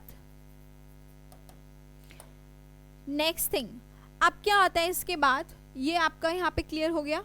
अब इसके बाद देखो next चीज आपको यहाँ पे दिखेगी, न्यूसिलस, ठीक है। अंदर की तरफ इस तरफ ऐसे एक एम्ब्रियो सैक रहता है, ठीक है, which is obviously your female future female gametophyte, है ना, यहीं पे आपके गैमीट्स फॉर्म होंगे। So this is the embryo sac which is future female gametophyte, जहाँ पे हम फीमेल गैमीट्स देखेंगे कैसे फॉर्म होगा। एंड इसके बाहर एक लेयर होती है जो कि बड़े सारे सेल्स से बनी होती है। यहाँ पे बहुत सारे सेल्स होंगे बच्चे इसके अंदर, ठीक है, आप समझ रहे होंगे मैं क्या बात कर रही हूँ। So this layer of nucellus is having a lot of reserved cells, sorry a lot of reserved food material in these cells, ठीक है। क्या है इनके अंदर? Reserved food material. So this is having, this is nucellus and इसके अंदर क्या है? रिजर्व्ड फूड मटेरियल, ठीक है। So that means it provides, इसका फंक्शन क्या हो गया? It provides nutrition to what? To this embryo sac during their development, ठीक है। तो इस एम्ब्रियो सैक को न्यूट्रिशन प्रोवाइड करने का काम किसका हो गया बच्चे? आपका न्यूसिलस का। और अंदर आपकी क्या हो गई? अंदर आपकी हो गई एम्ब्रियो सैक। क्लियर? सबको अब डायग्राम समझ में आया? एग्जैक्टली इस डायग्राम में क्या है? सिंपल सा डायग्राम है, दो इसके एंड्स होते हैं, ठीक है, दो इसके क्या होते हैं?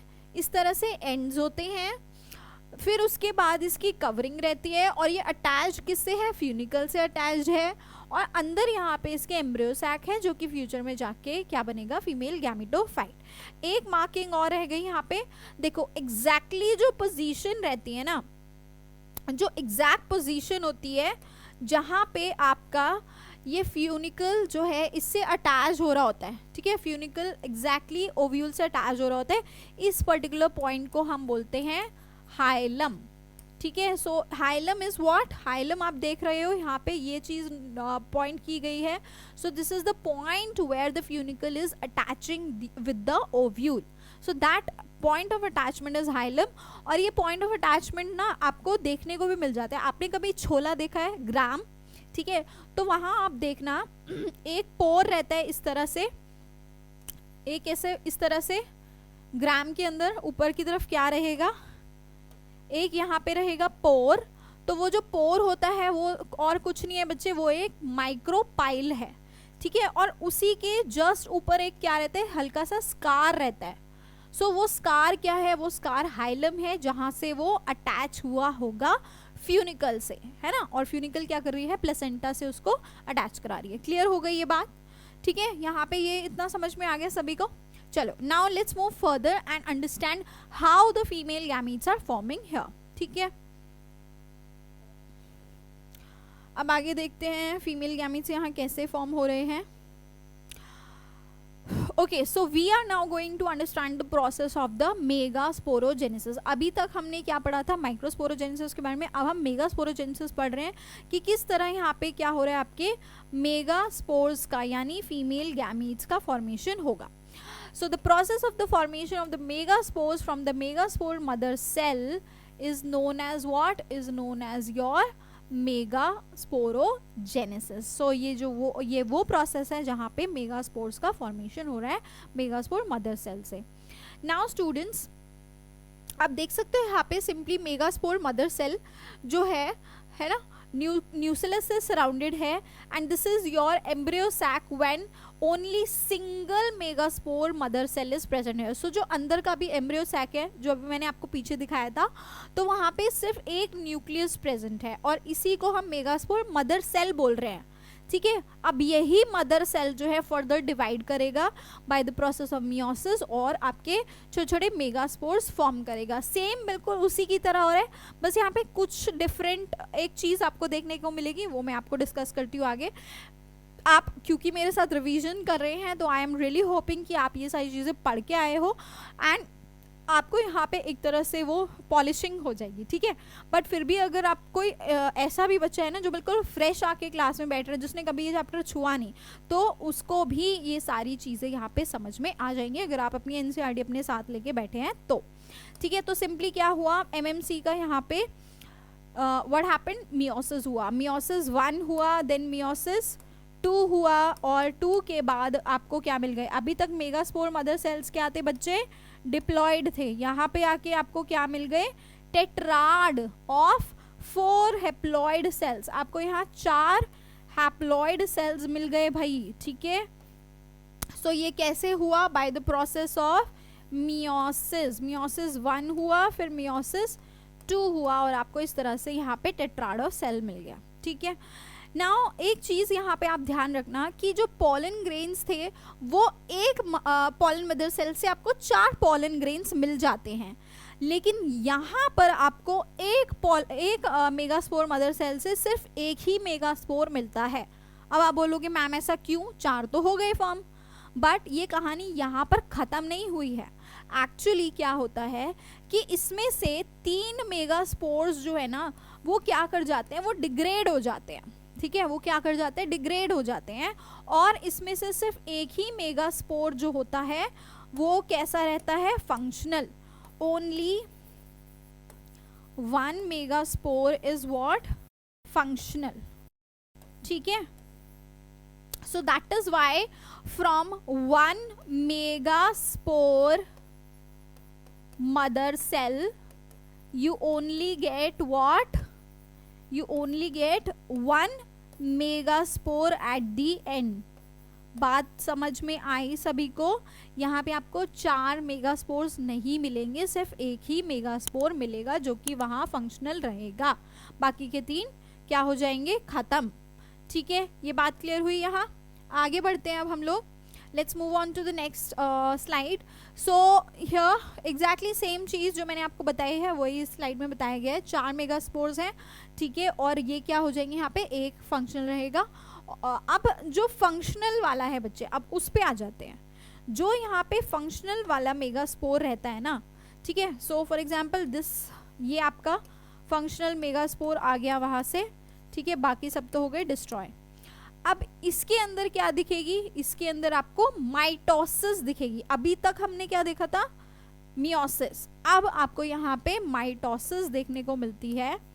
So you will see what, mitosis, and mitosis में सिंपली आपके यहाँ पर सिर्फ न्यूक्लियस के डिवीजन देखने को मिलेंगे, आपके सेल का डिवीजन नहीं दिखेगा। तो इस तरह की माइटोसिस क्या कहलाती है, एंडोमाइटोसिस, जहां पर सिर्फ न्यूक्लियस डिवाइड हो रहा है, सेल साइटोकाइनेसिस इमीडिएटली नहीं हो रहा है। So it happens till 2 nucleated stage, then you will see what 4 nucleated stage, right, and then you will have a 8 nucleated stage, ठीक है। तो इस तरह से आपके 4 सेल ऊपर आ गए, 4 नीचे आ गए, ये आपकी 8 न्यूक्लिएटेड स्टेज हो गई। बच्चे how many mitosis happened here, 1 2 3, ठीक है, तो 3 माइटोसिस के स्टेप्स हुए यहाँ पर, ठीक है। तीसरी माइटोसिस के बाद आपको कुछ इस तरह का गैमेटोफाइट मिला जहाँ पर you are having a 8 nucleated condition. अब इसके बाद यहाँ पर साइटोकाइनेसिस होना स्टार्ट होगा, यानी कि यहाँ पे इनके अराउंड सेल वॉल डेवलप होनी स्टार्ट हो जाएगी।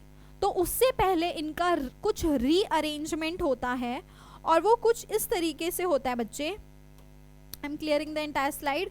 सो now the rearrangement happen something like this is your final 8 nucleated condition. So आपके न्यूक्लियस ना कुछ ऐसे आ जाते हैं कि 3 ऊपर चले जाते हैं, 2 बीच में रह जाते हैं, और 3 कुछ इस तरह यहाँ पर आ जाते हैं एक पोल पर, ठीक है। तो तीन तीन आपके दोनों पोल्स की तरफ चले जाते हैं और दो न्यूक्लियस आपके कहाँ रह जाते हैं, सेंटर में. So this type of rearrangement happens here and here the cell wall starts forming around them. ठीक है, आप सेल वॉल का आप फॉर्मेशन देख लो. जो पोल की तरफ आपके जो न्यूक्लियस रहेंगे उन सभी के अराउंड एक एक सेल वॉल बन जाती है, यानी कि एक एक सेल बन जाएंगे. लेकिन जो बीच में है ना, सेंट्रली लोकेटेड आपके जो दो न्यूक्लियस रहते हैं बच्चे, उनके दोनों के अराउंड एक सिंगल वॉल बनते हैं. यानी कि ये आपका सारे यहाँ पे क्या रहेंगे, डिप्लॉयड, सारे आपके हैप्लॉयड सेल्स रहेंगे. सिर्फ केवल ये आपका जो बीच में दो पोलर न्यूक्लियाई रहते हैं, ये आपके क्या रहेंगे, this is going to be a diploid cell. ठीक है, इसको हम सेंट्रल सेल भी कहते हैं. It is also known as what, central cell. यहाँ वाले जो सेल्स रहते हैं इनको हम बोलते हैं एंटीपोडल्स. क्या बोलते हैं, एंटीपोडल्स. और यहाँ आपके जो सेल्स रहते हैं बच्चे, इसमें से जो दो नीचे वाले रहेंगे we call them as synergids. इनको हम बोलते हैं सिनर्जिड्स. और एक आपका यहाँ पे ये रहता है एग सेल. क्या रहता है, एग सेल. ठीक है, so this egg cell is nothing but your female gamete. ये आपका फीमेल गैमीट है और इसी से एक मेल गैमीट फ्यूज करके क्या बनाएगा, जाइगोट बनाएगा. सो एक्चुअल जो फर्टिलाइजेशन जहाँ होगी वो इस एग सेल के साथ होगी. बात समझ में आई. So this final gametophyte which is formed here is your mature female gametophyte, and this is having a condition of, this is your mature female gametophyte which is having a condition of what,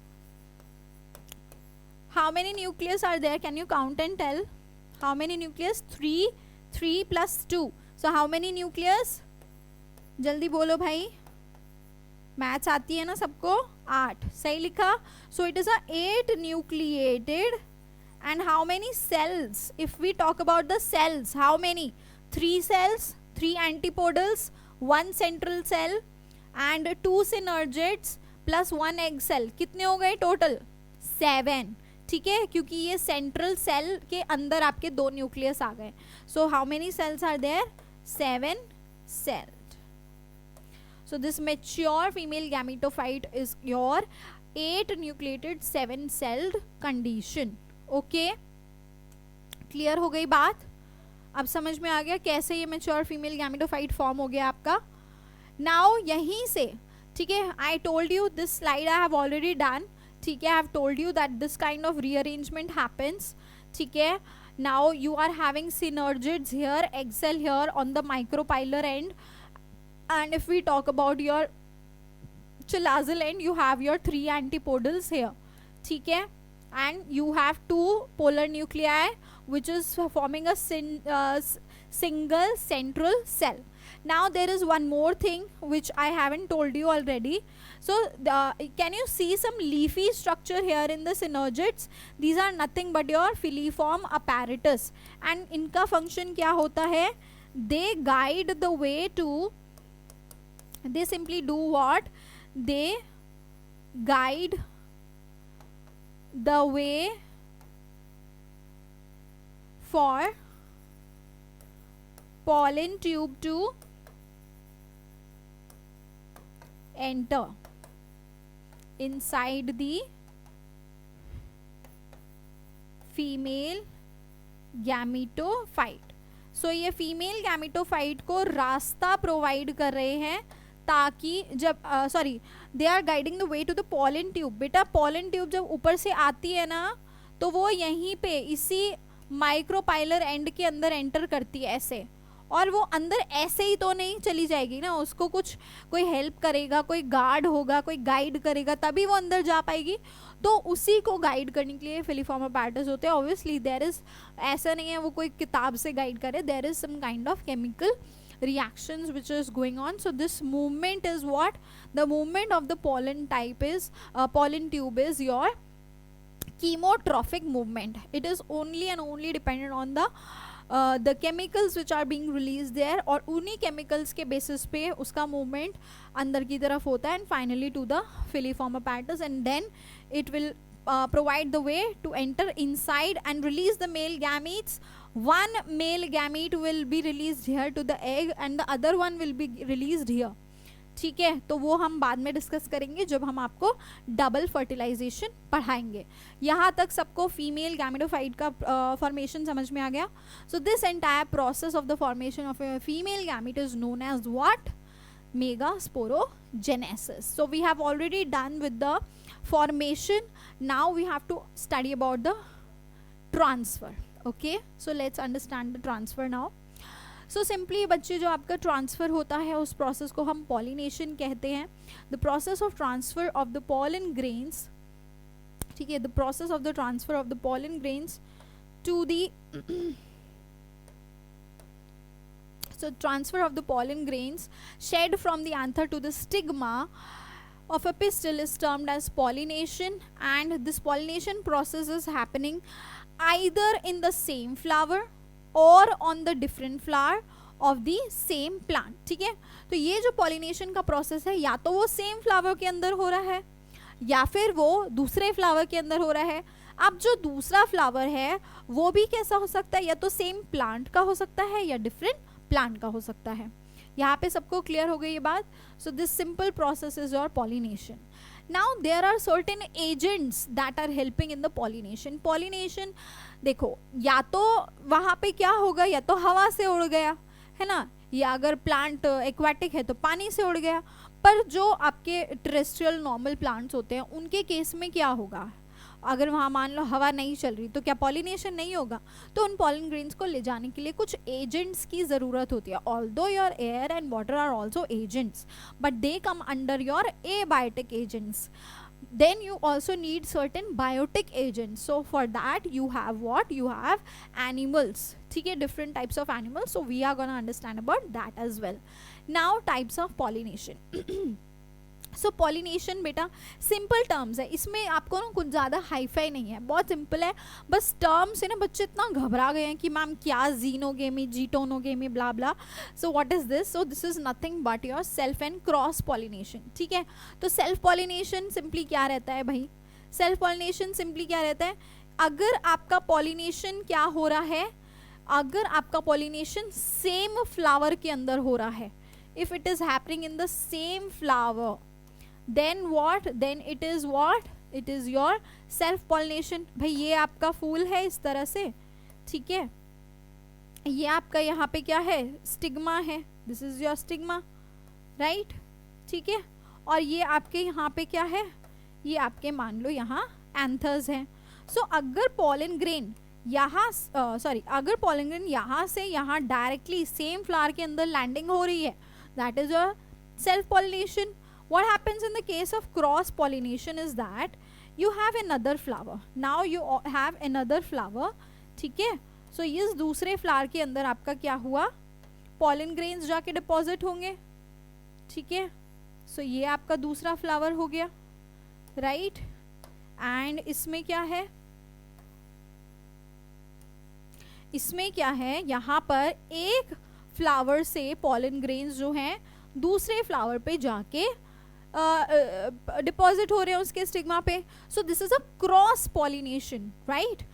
and this, if this flower is in the same plant, मान लो वो एक ही पौधे के हैं, है ना, ये एक पौधा है, इस पे ये फ्लावर 1 लगा है, ये फ्लावर 2 लगा है, तो सेम प्लांट में अगर बच्चे हो रहा होता है ना, ये अगर ये सेम प्लांट के अंदर हो रहा है, right, from flower 1 to flower 2, then it is simply what? This is your geitonogamy. ठीक है, if it is happening in the same flower, right? But if it is happening in your different plants, मान लो यहाँ एक और पौधा है, ठीक है, और यहाँ पे ये आपके फ्लावर 3 और 4 हो गए. This is your flower 3 and this is your flower 4. If the pollination is happening from here to here or here to here, from any way, ठीक है, but the plant is different.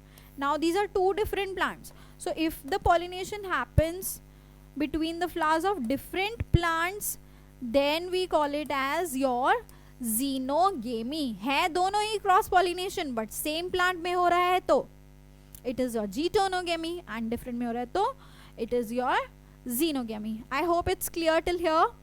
Yes, आगे बढ़ते हैं अब हम।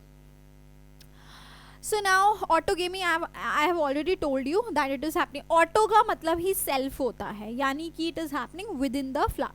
So it happens mostly in your chasmogamous flowers. Now what is chasmogamous flowers? So your flowers has been termed as chasmo and cleisto on the basis कि वो खुले हैं या बंद है। अगर तो वो फ्लावर खुला होता है, ठीक है, उसके पेटल्स एक्सपोज है तो उसको चेजमो कहेंगे। अगर वो बंद है कली की तरह तो क्लीस्टो। भाई सिंपल सी बात है, जो फ्लावर खुला ही नहीं है, बंद है एकदम, तो उसमें बाहर से दूसरे फ्लावर के पॉलन ग्रेन्स तो कहीं से आएंगे नहीं। तो क्लीस्टो के अंदर सिर्फ और सिर्फ बिना किसी एक्सेप्शन के क्या होएगा, सेल्फ पॉलिनेशन, यानी कि क्लीस्टो के अंदर आपको सिर्फ और सिर्फ क्या दिखेंगे, आपको सिर्फ ऑटोगेमी देखने को मिलेगी। So these are only and only going to perform the autogamy. But if we talk about your chasmo, भाई ये तो खुले हैं, ये हर अपॉर्चुनिटी के लिए खुले हैं, इनके पत्तियां एक्सपोज्ड हैं, स्टिग्मा एक्सपोज्ड है, तो यहाँ पे ऑटो भी हो सकती है, जीटो भी हो सकती है और जीनो भी हो सकती है। बात समझ में आई? So transfer of the pollen grains from the anther to the stigma of the same flower. I have already told you this. This is your autogamy. इसको लिखना चाहो तो लिख सकते हो। इसके एग्जाम्पल्स आपके रहते हैं, राइस हो गया, वीट हो गया, बार्ले हो गया, तो ये सारे आपके एग्जाम्पल्स रहते हैं, ठीक है। नाउ आपके अच्छा, ये क्लीस्टो और चेजमो दोनों तरह के फ्लावर्स भी आपको कुछ प्लांट्स में दिखते हैं, जैसे कि आपका वियोला हो गया, ऑक्सैलिस हो गया, ठीक है, पर लेकिन क्लीस्टो के अंदर सिर्फ और सिर्फ ऑटोगेमी दिखेगी, and xeno can be seen in, xeno and geito can be seen in your chasmogamous flowers.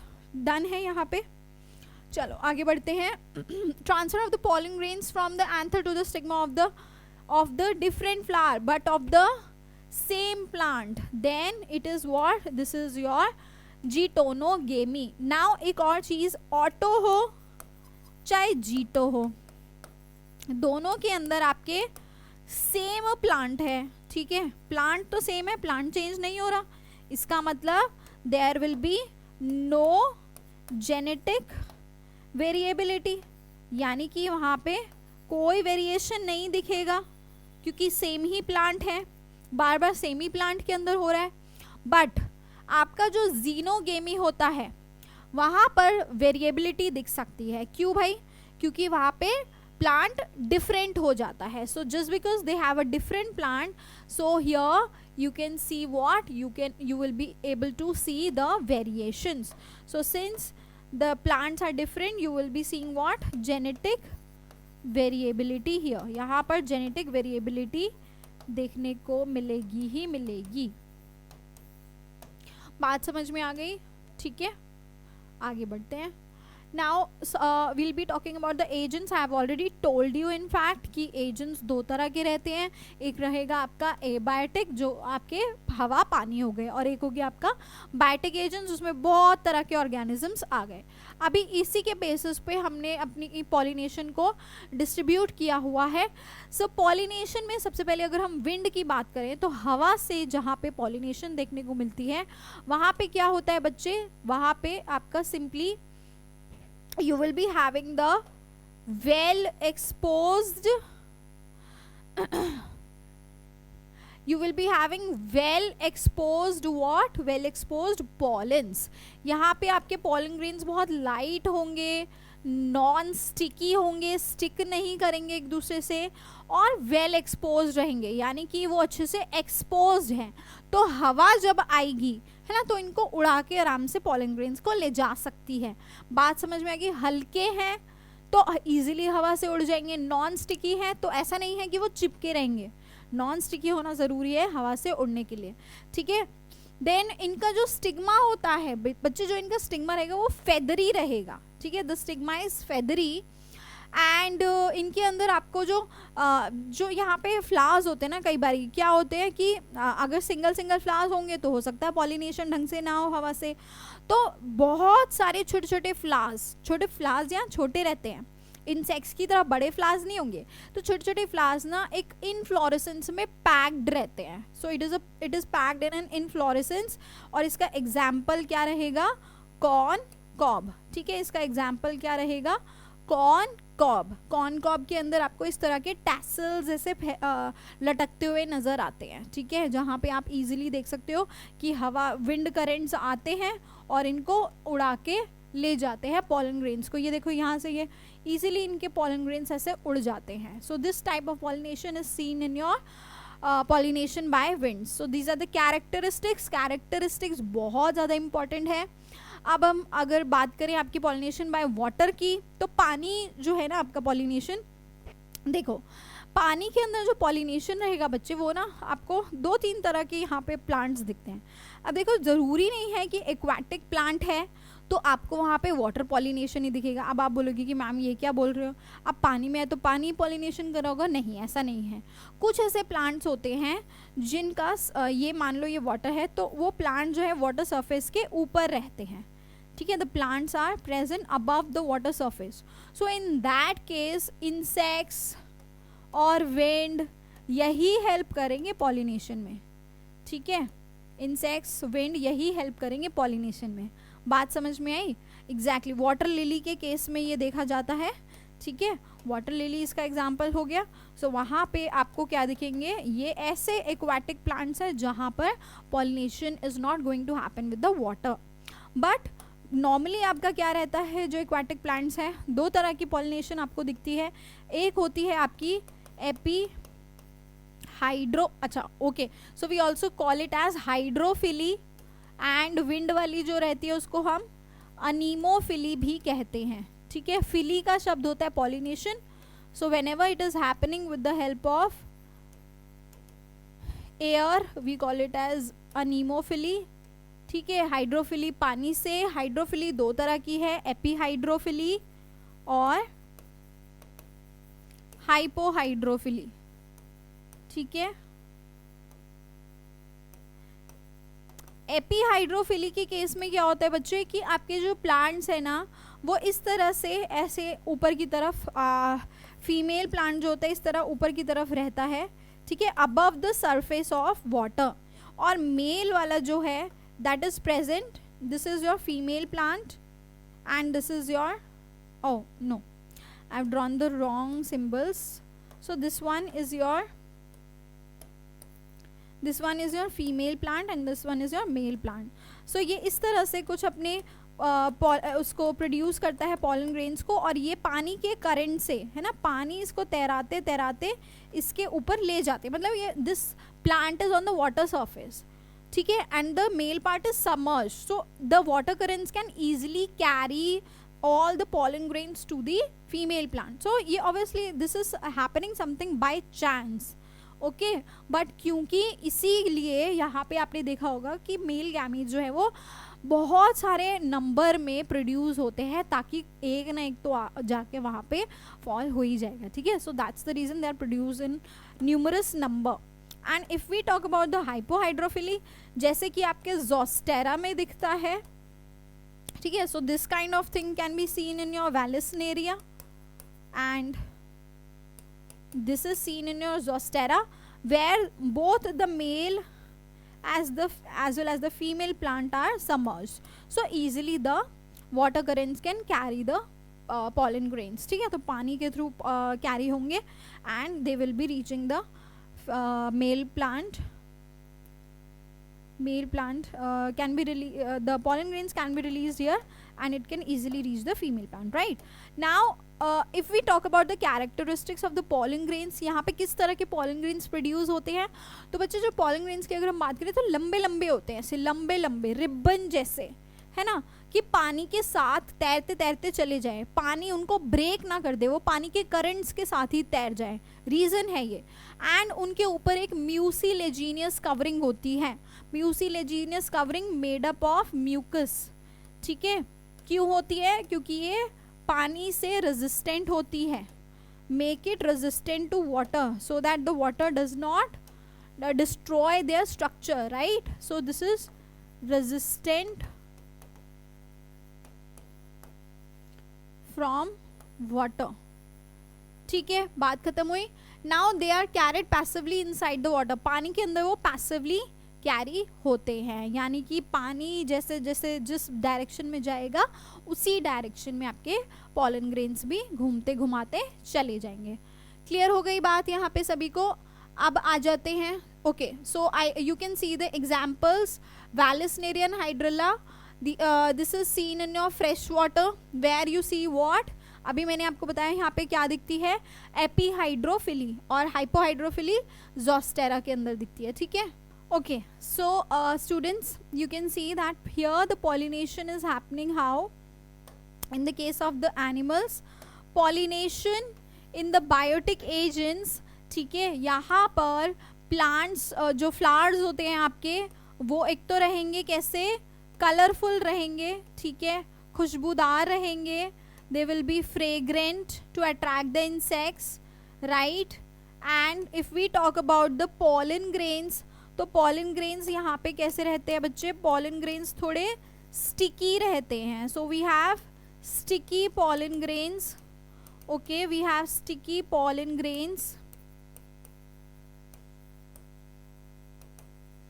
All right, the pollen grains are sticky here, colorful, sticky, and obviously इनको आपके यहाँ पे जो insects होते हैं, जब भी वो देखेंगे ना ऐसा सुंदर सा फ्लावर है, सुंदर सा प्लांट है, तो जाएंगे उसके पास and they are going to what, they are going to sit there. वहाँ पे बैठते ही उनकी बॉडी पे स्टिकी पॉलन ग्रेन्स होने के कारण क्या होगा, उनकी बॉडी पे वो चिपक जाएंगे, और इसी तरह जब वो दूसरे फ्लावर के पास जाएंगे तो they can carry out the process of pollination. बड़ी तरह के आपके यहाँ पे बायोटिक एजेंट रहते हैं.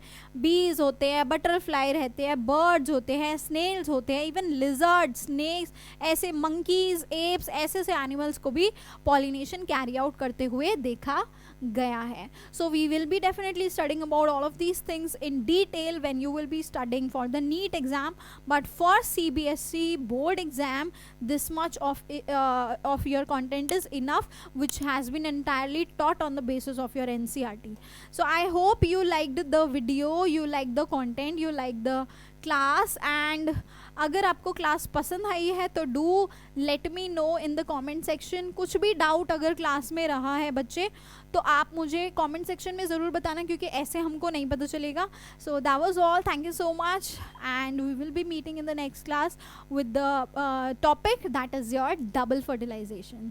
Thank you so much. Bye bye and take care.